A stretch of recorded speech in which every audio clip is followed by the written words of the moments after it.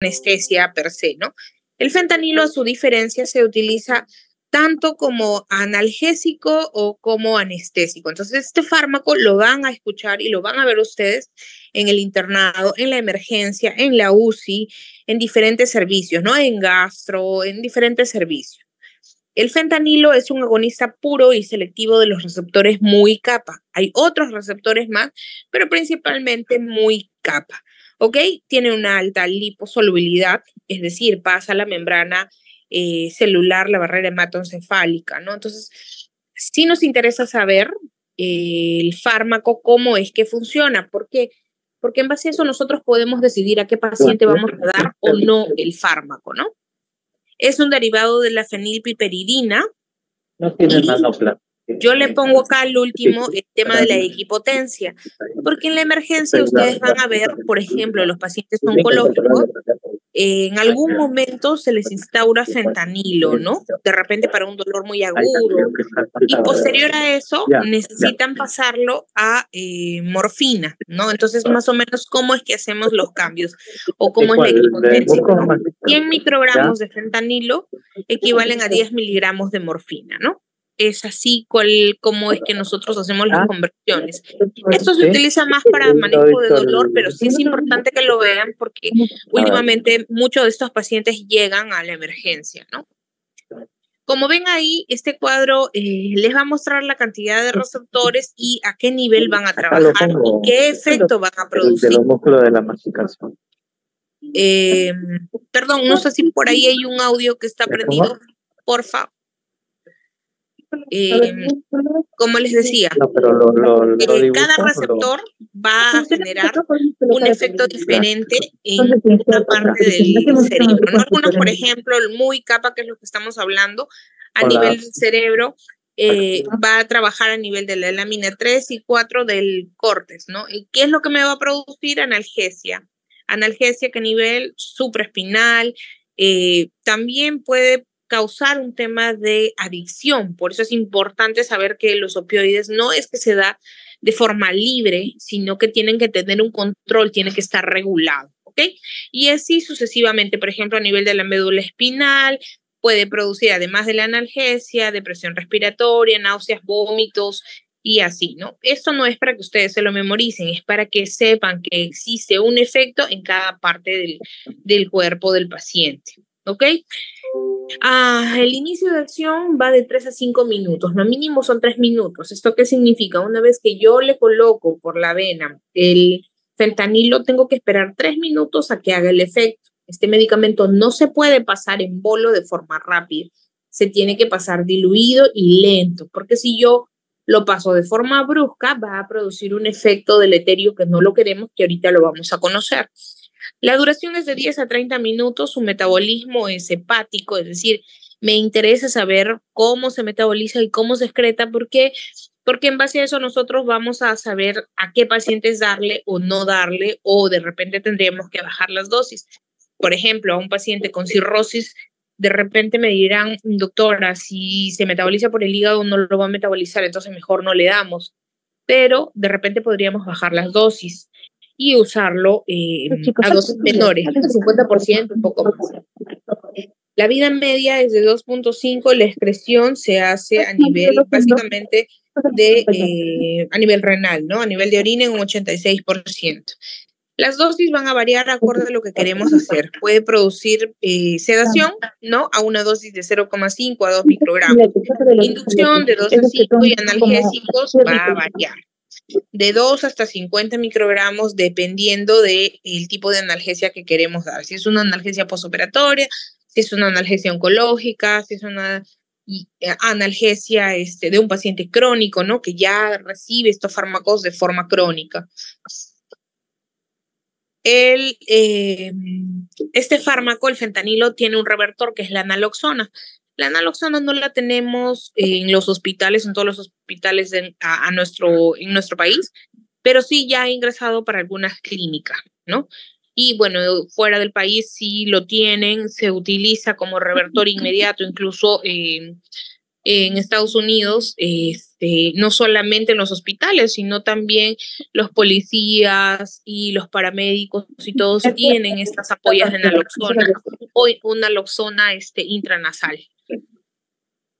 Los efectos secundarios, que es el que yo le mencionaba, el peor efecto que puede tener su paciente es el tórax leñoso. ¿Okay? El tórax leñoso es cuando el tórax no puede elevarse por nada. Por más que usted quiera ventilar, no va a poder ventilar. Ajá. Tú con tu compañera, ustedes tres. Creo que sobra una, ¿no? Perdón, ¿alguien está con el audio prendido? No sé si lo pudieran apagar. Por favor. Es el doctor El efecto... César, vamos a verlo. Doctora, disculpe, el audio es del doctor Augusto. Ya.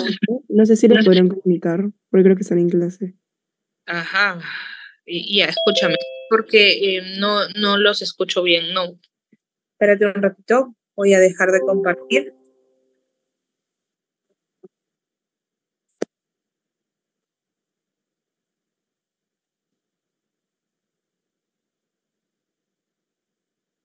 Ya. Espérate que estoy mandándole un chat directo. Ya. Ok, ahora sí, vuelvo a compartir para poder explicarles. Ya.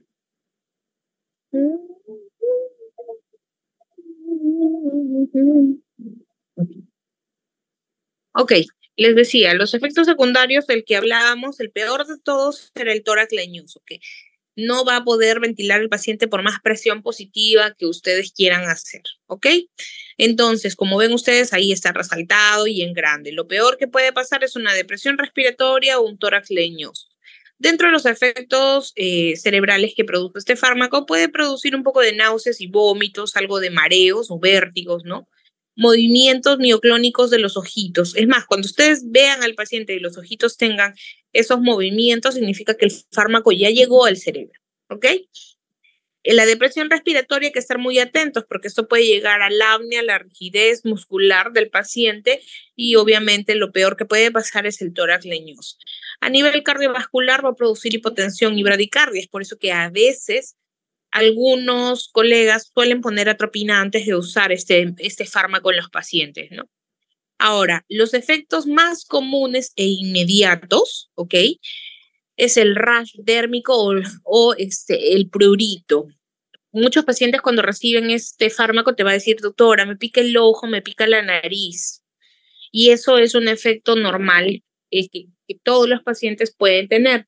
Cuando ustedes terminan de administrar el fármaco, sobre todo para anestesia general, al destapar el tórax podemos ver que está rojo, tiene un rash rojo y eso no significa que sea alérgico. Es un efecto que pasa, es transitorio.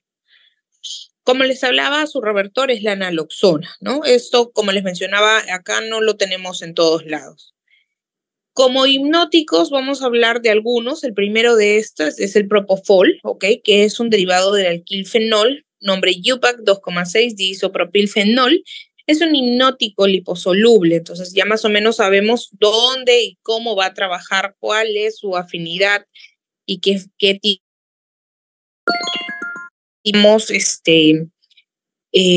demorar en despertar, ¿no? Es de rápida acción y de corta duración, es decir, más o menos a unos segundos el paciente va a comenzar a dormirse, ¿ok?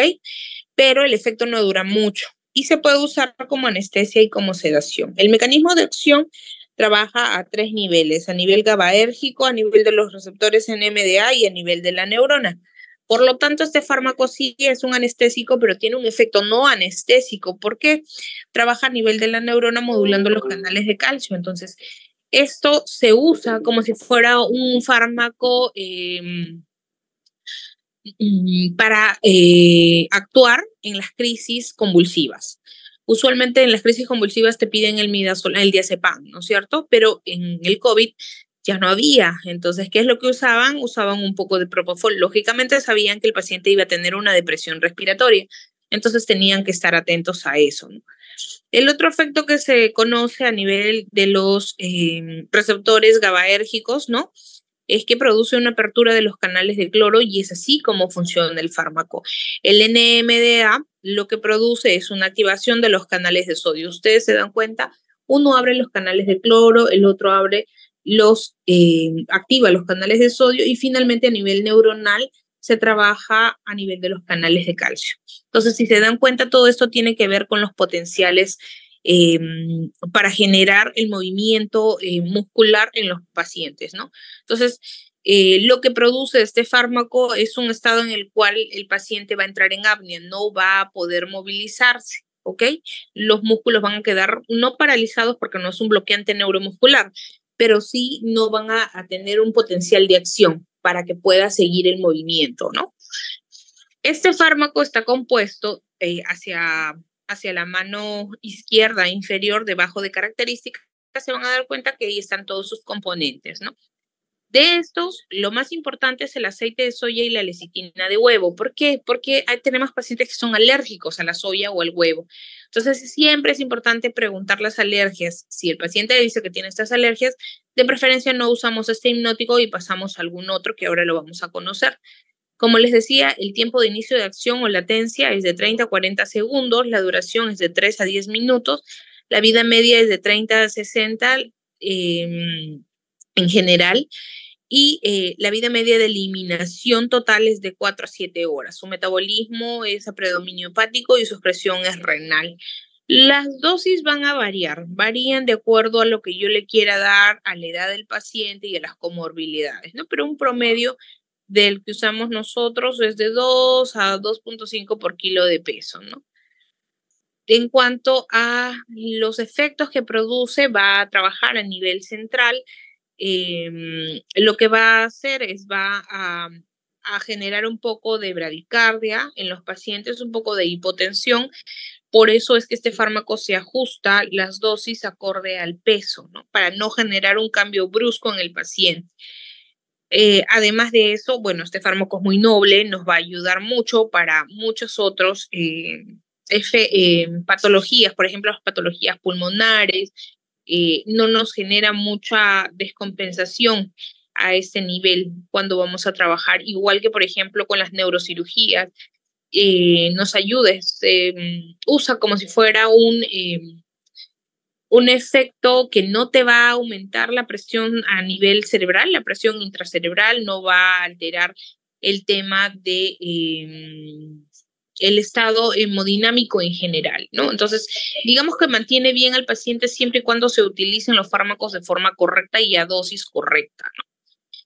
En cuanto a las indicaciones, la usamos, como les dije, como anestesia y como analgesia, para anestesia general, para TIVA, que es una técnica total de anestesia endovenosa que se hace en el hospital Oasis. Bueno, posterior a eso ya se ha ido compartiendo, obviamente, con diferentes hospitales, ¿no?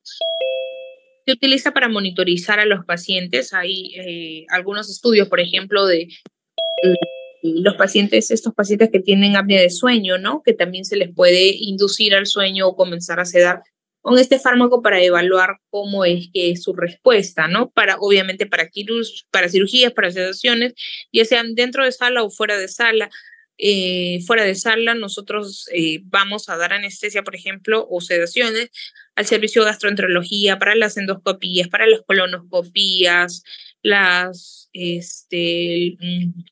se llaman? Las cauterizaciones que utilizan, o la colocación de las ligas para las varices esofágicas y así, ¿no? Pacientes de curación de quemados, por ejemplo, los pacientes que han sido quemados y que se les cura, que no entran a sala, sino les curan y les cambian las vendas, también se utiliza. Y para pacientes de neumo, ¿no? Para las fibro, para eso se puede utilizar. Las contraindicaciones, al menos que sean alérgicos o que realmente el paciente no desea este tipo de anestesia, no habría mayor contraindicación absoluta, ¿no? Como les decía, este fármaco lo utilizan incluso como un anticonvulsivante, siendo no este su efecto principal, ¿ah? En cuanto a otro tipo de hipnóticos, tenemos a las benzodiazepinas, que es un ansiolítico, son sedantes, son hipnóticos, ¿no? Trabaja a nivel de los receptores GABAérgicos y tenemos diversos tipos con diversos tiempos de acción, ¿no? De acción rápida, como el midazolam, de acción intermedia como el lorazepam o el temazepam, y de acción larga como el diazepam, ¿no? Entonces, los efectos o mejor dicho, el lugar de acción va a ser a través de los complejos de los receptores GABAérgicos, pero estos se van a dividir específicamente en los receptores benzodiazepínicos. Estos se dividen en 1, 2 y 3. A nivel del receptor GABAérgico benzodiazepínico 1, ¿ok? Va a trabajarse a nivel del cerebelo y de la corteza. Del benzodiazepínico 2 a nivel de la corteza y de la médula, y el benzodiazepínico 3 a nivel de los receptores periféricos. Entonces, acorde a estos receptores es el efecto. El benzodiazepínico 1 me induce al sueño, o sea, va a hacerme entrar como en un sueño, por eso es que es sedativo. Ok, el benzodiazepínico 2 va a hacer una relajación muscular, no es un relajante neuromuscular, pero como que te va a dar esa sensación de relajación, ¿no? Y por eso es que también se produce, acuérdense que el 2 está a nivel de la corteza y de la médula, también produce un efecto anticonvulsivante, ¿no? Va a haber una alteración de la memoria, de la coordinación motora, ¿no? Y justamente por eso es que le da la propiedad de ser ansiolítico, ¿no? Y obviamente este medicamento va a producir un poco de amnesia, por lo tanto no vas a recordar el procedimiento o no vas a recordar el evento que te ha pasado en ese momento, ¿no? De ahí, otros efectos que tiene, ¿no? Es que aumenta la inhibición presináptica de las neuronas. Es, digamos, que el motivo por el cual se utiliza el diazepam para las convulsiones, ¿no? En cuanto al inicio de acción, va a ser de 1 a 5 minutos, la duración es de 20 a 60 minutos, la vida media de eliminación es de 2 a 6 horas, su metabolismo es hepático y su excreción es urinaria. Las dosis van a variar de acuerdo a lo que yo quiera hacer. Si lo quiero hacer como usar para la inducción, para mantenimiento o para sedación. Y también va a depender del paciente, ¿no? Si el paciente es pediátrico o si es un adulto o si es un ancianito.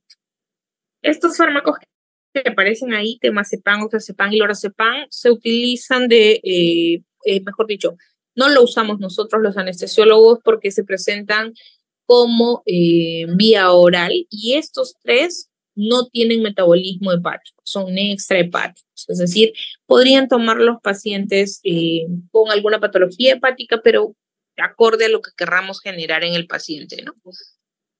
En cuanto a los efectos secundarios, lo peor que les puede pasar es la depresión respiratoria, por eso lo pongo en grande. El midazolam, ¿por qué te puede llevar? Es una hipoxia por una depresión respiratoria que no te diste cuenta. Ok, a nivel cerebral puede producir un poco de dolor de cabeza, somnolencia, agitación, dependiendo a cómo se duerman los pacientes, algunos movimientos involuntarios. Ok, a nivel cardíaco podemos generar hipotensión o taquicardia y, bueno, las contracciones ventriculares prematuras, que eso lo vemos con la monitorización de los pacientes. Existe un revertor, por supuesto, es el flumazenil, y ese sí lo tenemos acá. Sí disponemos en los hospitales de este fármaco. Ok, el tercer grupo son las fenclirinas, ya, pero esta de acá específicamente la que usamos es la ketamina. La ketamina tiene propiedades hipnóticas, analgésicas, ok, genera, mejor dicho, una amnesia a corto plazo, y lo más importante es que disocia el cerebro, la parte cortical con la parte límbica, produce una disociación. Por lo tanto, va a alterar el flujo aferente sensorial de los pacientes. ¿Ok? ¿Cuál es su target y cómo van a trabajar? Trabaja a nivel de las terminaciones dopaminérgicas en el núcleo accumbens y en los receptores NMDA. ¿Ok? Se une a estos receptores NMDA a nivel de la corteza prefrontal e inhibe la liberación de dopamina. Y a nivel del núcleo accumbens va a liberar la liberación de la dopamina e inhibir su recaptación. Por lo tanto, es que se produce esa disociación eléctrica, ¿no?, entre la corteza y el sistema límbico. Entonces, el inicio de acción va de 30 segundos a 1 minuto, la duración va a 45 minutos, su metabolismo al 80% es hepático, su vida media de eliminación es de 2.5 horas y su excreción en su mayoría es por vía renal, ¿no? Entonces, ¿Por qué me interesa? Y se dan cuenta que todos los pacientes le pongo esto, para que sepan con qué pacientes tengo que tener cuidado, pacientes renales, pacientes cirróticos, las dosis de repente se tienen que reajustar. ¿Ok? Las dosis van a variar de acuerdo a lo que yo quiero hacer, si quiero dar una sedación, si quiero dar una inducción, si quiero dar un mantenimiento a mi paciente. Y estos son los efectos en generales. Hay un bloqueo de la percepción visual y auditiva, hay una alteración de la percepción del tiempo, pero es lo más importante, el paciente va a conservar su función cardíaca y respiratoria. Es decir, ustedes cuando vean a algún paciente que se les está sedando o se le está dando la anestesia con ketamina, el paciente ventila espontáneamente, el paciente, ustedes ven el monitor y la frecuencia cardíaca no se va a alterar, la presión incluso aumenta en algunos casos, ¿ok? Ahorita vamos a ver por qué. Y el paciente puede estar mirando el techo con los ojos abiertos y te va a escuchar, pero no se va a recordar lo que está pasando, no se va a dar cuenta el tiempo, o sea, no va a tener esa percepción de su alrededor, ¿no? Como dice ahí en grande, aumenta la presión arterial porque aumenta el gasto cardíaco. Entonces, sí es importante que ustedes sepan esto para saber en qué casos no usarlo. Por ejemplo, en las neurocirugías no conviene que aumente la presión porque va a haber mayor sangrado y también aumenta la presión intracraneal. Entonces, podemos llegar a producir una hipertensión endocraniana y no va a ser a favor del paciente, ¿no? También no se utilizan en cirugías oftalmológicas porque también aumenta la presión intraocular, entonces podríamos incluso complicar al paciente, ¿ok? Aumenta la presión intracerebral, como les había dicho ahí, y el metabolismo cerebral, ¿no? A nivel cerebral. Y lo que produce este fármaco es un efecto no anestésico, pero sí produce un efecto a nivel respiratorio que relaja los músculos lisos bronquiales. Entonces, este fármaco, por ejemplo, se utilizaba mucho en la época del COVID, cuando venían las crisis asmáticas que no se podían nebulizar. Obviamente le pones su hidrocortisona y todo lo que se utiliza, pero a veces se ayudaban de un poco de ketamina, porque la ketamina relajaba el músculo liso bronquial, ¿no? Y ayudaba bastante. Entonces, acuérdense que este es un efecto no anestésico de la ketamina. ¿Ok? ¿En qué caso sí se va a colocar ketamina? En shock hipovolémico, esos pacientes que vienen por trauma shock, tú le pones ketamina y ayudas a mejorar porque aumenta la presión arterial y aumenta el gasto cardíaco, ¿no? En broncoespasmos, en hiperalgesias, en tolerancias a opioides para pacientes que ya son adictos o pacientes que han recibido por mucho tiempo este fármaco, ¿no? Y dolor crónico, que es una combinación de fármacos que se le dan. El otro fármaco hipnótico es la dexmedetomidina, que es un agonista selectivo de los receptores alfa-2 adrenérgicos. ¿Ok? Produce una sedación consciente. Esto es importante. Ustedes están ahí con el paciente, le pueden hablar, puede preguntar, va a parecer que estuviera dormidito, pero te va a responder. Es una sedación consciente, va a ventilar por sí solo. Todo va a estar lo más hemodinámicamente estable, aunque vamos a ver qué es lo que produce. ¿Ok? Tiene un efecto ansiolítico, hipnótico, analgésico y, bueno, simpaticolítico, ¿no? ¿Cómo es que funciona? Para producir el efecto de sedante o sedativo, va a trabajar inhibiendo el locus ceruleus, ¿no?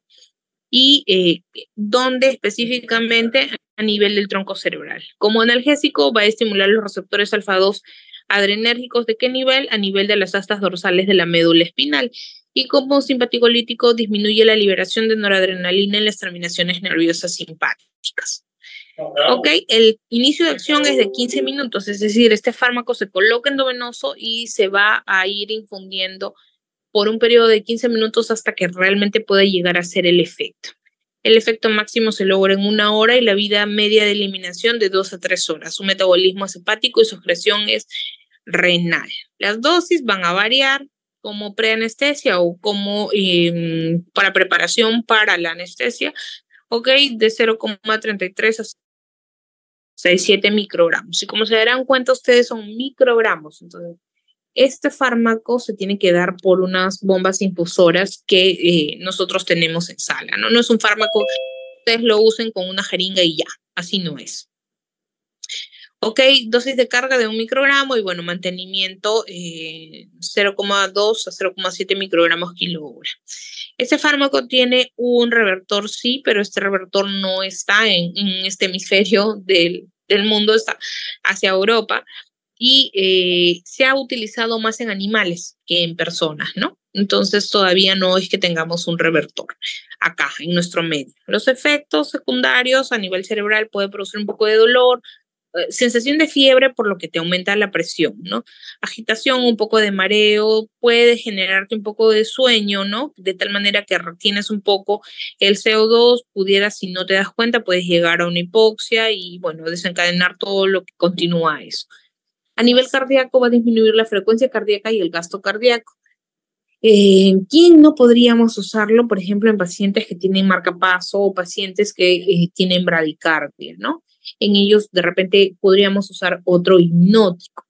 Sería mucho mejor, ¿no? Produce una hipotensión en un 30% y solamente en un 16% aumenta la presión arterial de nuestros pacientes. Ok, las indicaciones antiguamente eran solamente como sedantes o ansiolíticos. A nivel o mejor dicho, después de la pandemia se utiliza en la UCI. ¿Para qué? Para destetar a los pacientes. Son pacientes que están intubados 1, 2, 3 meses, ¿no? Lo que hacen es le colocan la desmedetomidina para ir engañando un poco el cerebro de que todavía sigue bajo una sedación y les van quitando el resto de opioides, el resto de hipnóticos, ¿no? Y disocian un poco con otro fármaco además para generar que el paciente pueda despertar, regresar y tenga sus funciones normales de ventilación a nivel circulatorio y poco a poco ir ya retirándole el tubo endotraqueal. No sé, chicos, dudas, consultas, preguntas que puedan tener. Doctora, disculpe, ¿nos podría repetir la dosis de flumacenil y enaloxona, por favor, como revertor? Ya, ok. Cuando hablamos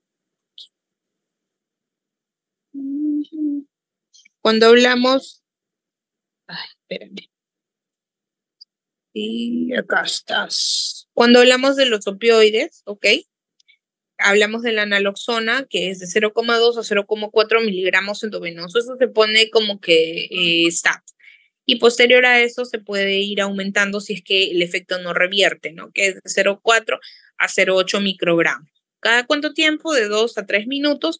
Y eso se puede ir dando hasta que llegues a 2 o a 4 miligramos. Pero como les digo, este fármaco, desgraciadamente, nosotros no contamos con este fármaco, ¿no? En nuestra realidad no lo tenemos. Y en cuanto al flumacenil, ok, es de 0,2 a 0,5. Este fármaco sí lo tenemos en los hospitales y sí lo venden también en las clínicas, ¿no? 0,2 a 0,5 miligramos. Y siempre todos tus revertores van a ser basados, o sea, el refuerzo de la dosis va a ser basada en los efectos. Si tu paciente tú le pones de 0,2 y se levanta, pues ya no hay necesidad de poner más, ¿no? Pero si todavía te das cuenta que está somnolienta o todavía no sale de la depresión respiratoria, pues puedes ir aumentando la dosis. ¿Hasta dónde? Hasta llegar a 2 miligramos. ¿Alguna otra duda, pregunta, consulta, chicos?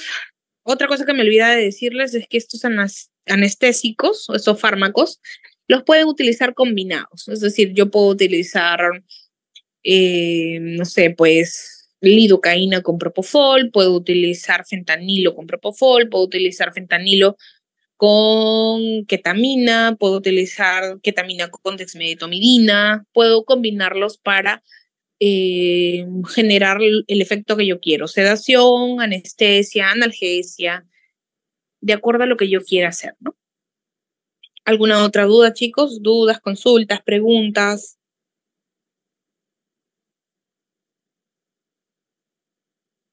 No sé si les quedó claro o de repente me escriben, porque a veces les da un poquito de vergüenza hablar, pero también lo pueden escribir por el chat.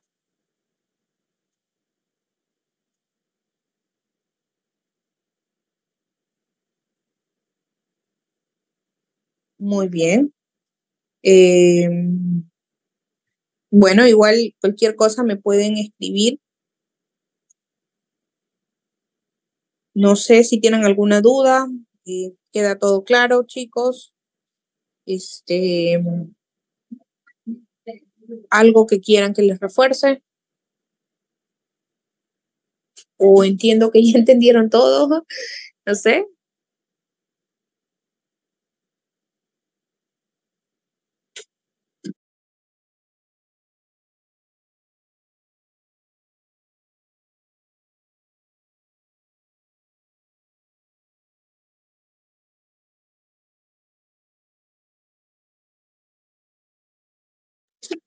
Doctor César.